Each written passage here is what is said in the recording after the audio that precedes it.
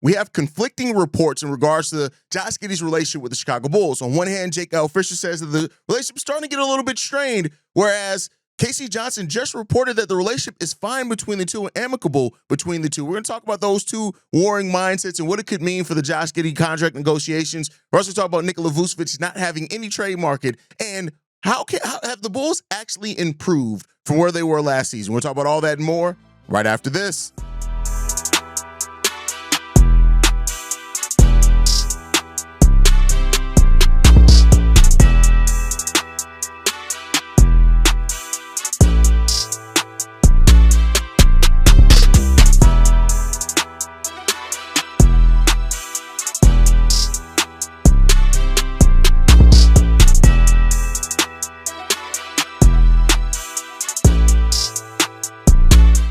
What's going on, Bulls fans? Welcome to another episode of Chicago Bulls Central, your number one spot for everything Chicago Bulls related. I'm the host, Eric Hayes, but more importantly, you guys can follow the channel at Bulls Central Pod on every social media platform we happen to be on. With that said, let's go and get into this content today, y'all. And I want to start off talking about these Josh Giddey reports. Yesterday, we went live after Jake L. Fisher's live stream on Bleacher Report, in which he talked about the relationship between Josh Giddey and the Chicago Bulls becoming strained, right? And to the point to where taking the qualifying offers on the table, even though he did admit that that is something that is still unlikely as far as taking the qualifying offer. It's more likely that him and the Bulls reach some form of a deal before that nuclear option ends up happening.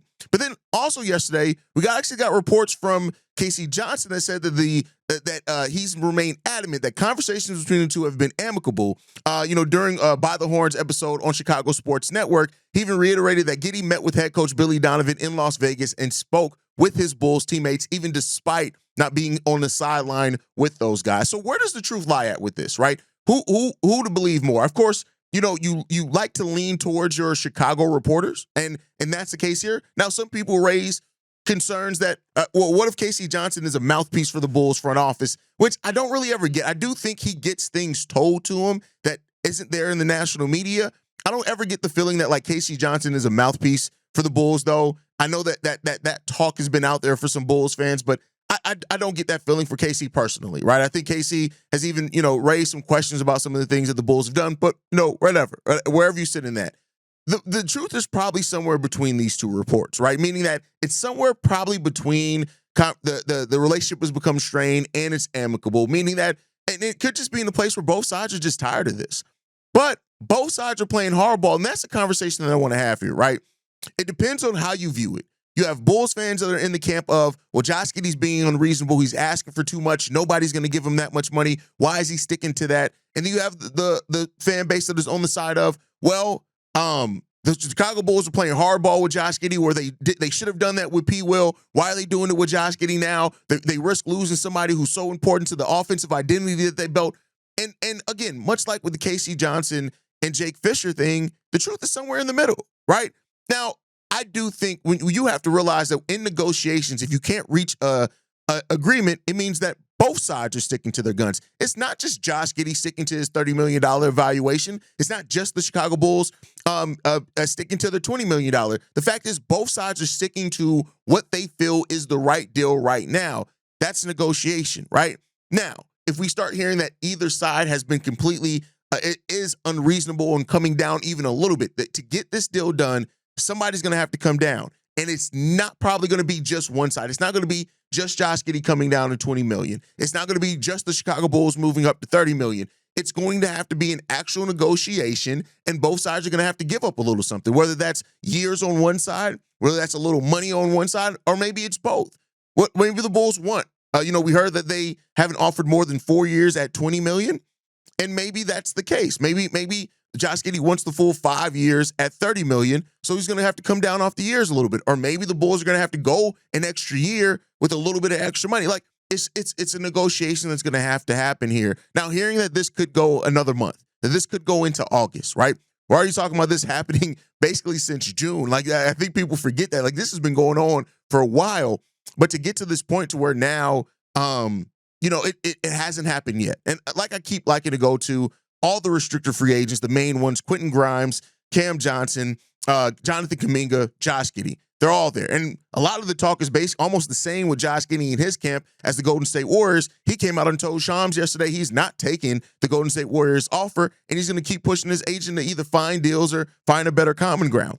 And that's the thing with this Josh Giddey thing, right? Now, I will say in this and through what we've heard and stuff like this, a sign and trade is not an option at all. So it's going to end one of two ways. There's only two ways that this is going to end. In either a new contract for Josh Giddey, or Josh Giddey's going to take the qualifying offer, which I guess is still a new contract, but he's going to take the one-year qualifying offer and play that out. And then likely his Bulls career is probably done at that point. There are not a lot of scenarios in which a player plays on the qualifying offer and stays with their team. I'm sure it's happened before, but it's not often that does happen, right?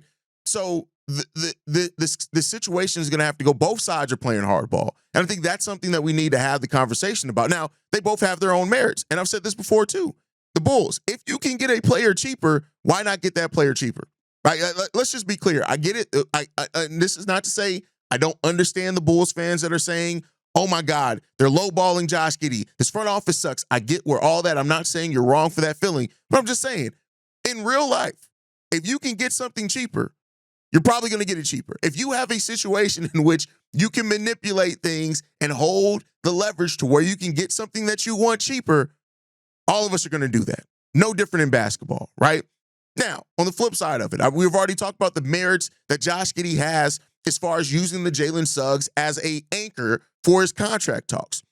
Josh Giddey scored more points, more rebounds, more assists. Jalen Suggs is a much better defender by far, right? But then when you start looking at some of the defensive numbers, for just those that want to look at this, go and look at the field goal percentage of players that Jalen Suggs guards in the mid-range and at the rim, and then go look at those same defensive numbers for Josh Giddey in the mid-range and at the rim. It's actually kind of alarming, the fact that Josh Giddey has been a better mid-range defender and a better in-the-paint defender on guards than Jalen Suggs. So again, like I said, it's a spectrum. You can really, when you start getting to the nitty-gritty of it, you can start seeing why Josh Giddey and his agents are using that contract as a barometer, because there are some merits to that. Right now, one could also say, hey, Jalen Suggs been with the same team the whole time. He's had his role. He fits in with those players. He's been part of that franchise. And of course, he's going to get a little bit more because these are their own guy. And you can definitely make that case too. You can also make the case, well, Jalen Suggs is one of the best perimeter defenders on guards in the NBA. You can make that conversation too. So it's not as straightforward as what any Bulls fans are trying to have. Even myself, the conversation is a lot more layered than I think we all realize. And again, I don't think this is going to a place to where either side is necessarily being unreasonable yet. Right now, when they come back, they sit back down at the table and they realize, hey, we can't keep doing the same offer. It's time to figure out where the middle ground is. And if that happens and both sides are just like, no, I'm not moving off my deal. All right, what are we going to do? The qualifying offer is probably going to be the thing at that case. And that's what you got to worry about if you're the Bulls, and even a little bit if you're Josh Giddey. I've said it before. The qualifying offer isn't some end-all, be-all where it gives the player so much more leverage where now they're walking around with confidence. Oh, I'm playing on the qualifying offer. I'll see y'all in free agency. No, that's a huge risk. If Josh Giddey plays on the qualifying offer, and let's say, who's been fairly healthy over his career, but let's say he does have a major injury, right? Or let's say he has a down season, which does happen sometimes. Let's say those things happen. That market, which is already reportedly not been huge, is going to take a huge hit. And I know my Josh Giddey fans are going to be like, well, yeah, bet on yourself. And that's fine. If you want to do that, that's fine. But you have to realize that there are risks associated with betting on yourself, and they may never hit. Those risks may not hit, and therefore he'll walk away from that betting on himself in a great position. That's very well possible. But if it does, and that's something that if I'm the agent of a player, we're also talking about that, because you can't just talk about and just think about the good that can come out of the situation. If anything were to happen while playing on the qualifying offer, injury or performance-wise, it's going to hit you hard.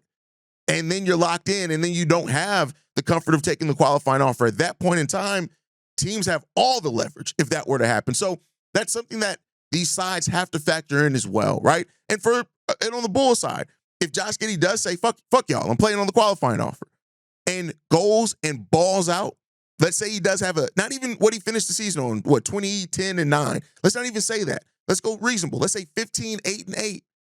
If he does that and the offense looks like it's humming with him out there, which we know is a possibility, oh my God. Like at that point, you now then lost an asset and you lost a piece to your team because, like I said, it doesn't commonly happen to where a player plays on the qualifying offer and then returns back to that team.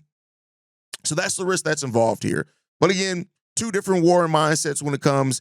The K.C. Johnson report, the Jake L. Fisher report, they are really on opposite sides of the spectrum.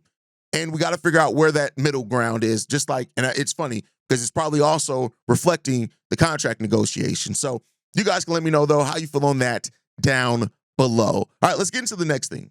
Nikola Vucevic, right? Now, we talked a little bit about this yesterday as well. Vuce not having any trade market. Jake L. Fisher went on to say that he said this: no trade this offseason. We've been talking about how there hasn't been much of a market for Nikola Vucevic all along, dating back to the trade deadline. I think it's at this juncture, we're probably more likely to see a Nikola Vucevic buyout midseason than we are to see a trade. Now, what does that mean for the Chicago Bulls? What does that mean for Nikola Vucevic? And I've been saying this, and I'm going to say this again. Keep in mind, until the Bulls have another starting caliber center on their roster. And for those that are saying, oh, it's easy, Zach Collins, it's not that easy. Now, when you look at Zach Collins' numbers, it's not that easy. I'm not saying that it's necessarily hard. I think that if you have, this is what I'll say. If the Bulls had a young center in the wings that just needed to develop to turn into a starting caliber center that was maybe a little bit raw, yeah, start Zach Collins for 2 years. But the fact of the matter is, until the Bulls have a new center under contract, meaning whether they draft one, they sign one, that's a starting caliber center, guess what? Nikola Vucevic is going to be here. And I will go so far as to say this. I know that Jake L. Fisher said a buyout is more likely than a trade. He was just comparing those two things. And I know I've been saying this. I know every time I say it, my boy C-Dub cringes. But I still think that it's likely that you could see Nikola Vucevic back in the Chicago Bulls uniform. Let's just look at it this way, right? Nikola Vucevic has not played less than 70 games since the 2020-21 season. I'm sorry, wrong. Since the 2019-20 season.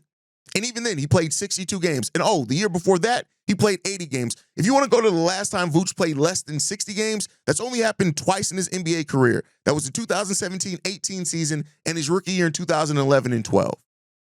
Nikola Vucevic is not only fairly durable center, he was 10th in rebounding last season, 44th overall in the league in scoring, 3.5 assists per game, right under a block per game as well. And he did that on 14 shots with 53% efficiency from the field and 40% shooting from three-point range.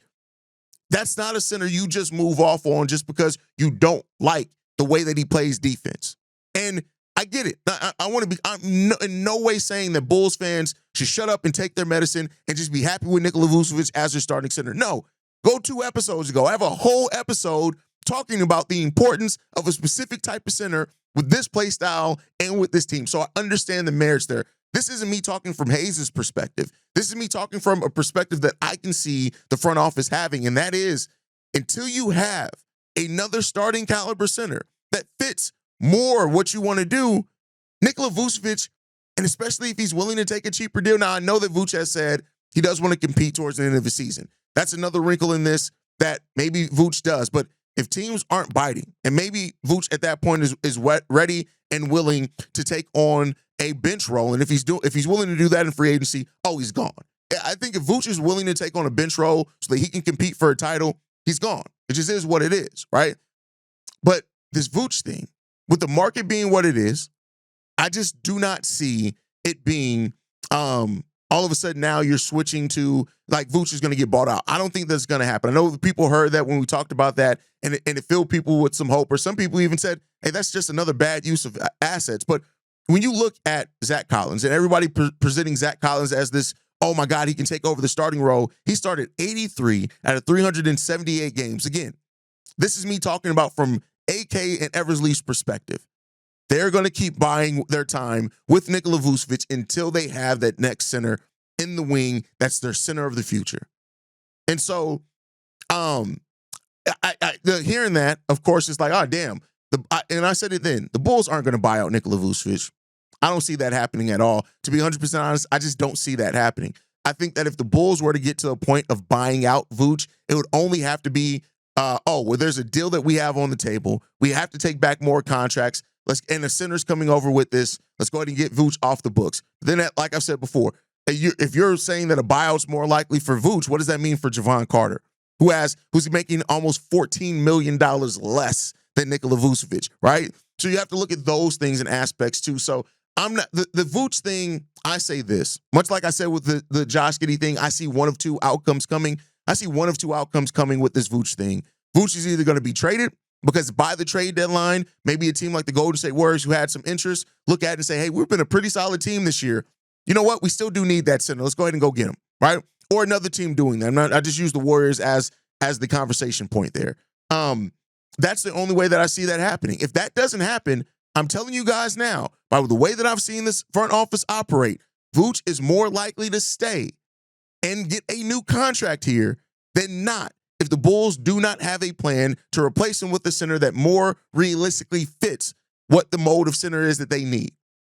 And that's just the reality of it. And again, I don't like talk. Why do we talk about that as if it's some terrible thing? A durable center that doesn't play less than 70 games can still put up 18 and 11 basically on decent efficiency. Like, what are we talking about? Yes, he doesn't play great defense, but guess what? Adding Noah Essengue, adding Isaac Okoro, getting back Ayo Dosunmu, Miles Buzelis taking a step defensively. The Bulls have a pathway to get better defensively regardless. And most of the Bulls' defensive problems anyway happen because of penetration from the perimeter. Even though, yes, the Bulls' points in the paint look ridiculous, but that's mainly because of the way that we allow perimeter players to get to the rim so easily. So those are things you have to look at and factor into all this as well. That I get it. As fans, we're going to look at the number. We're going to look at Vooch's lack of defense, and we're going to be like, hey, let's get a defensive guy in there. And you're right for that. But where the Bulls aren't as a franchise and as a team is at the place where it's like, all right, bet. So let's just get Vooch out of here for anything. Let's just get Vooch. That's a fan mindset. The mindset that, oh my God, we can't go into another season with Vooch on this roster. Oh my God. That's a fan mindset. A front office is looking at it from assets and production. Vooch has been, for an offense that people say he doesn't fit in, he's been one of the most productive and consistent Bulls the whole entire time that he's been here, even last season.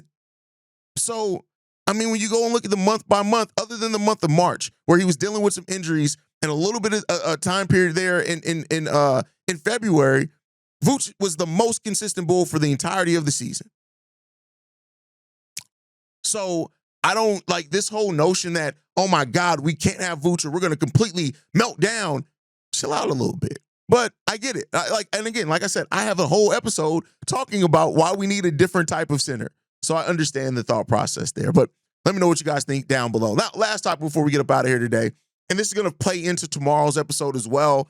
On tomorrow's episode, I'm gonna go into the Bulls' positions, and I want to talk about expectations for each player at each position, right?